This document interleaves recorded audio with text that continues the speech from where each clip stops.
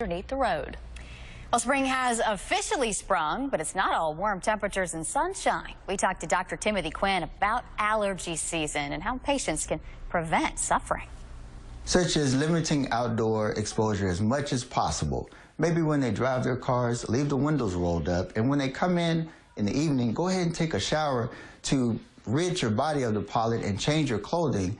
That way you'll reduce your exposure to the pollen. Dr. Quinn told us most allergies can be treated with over-the-counter medication.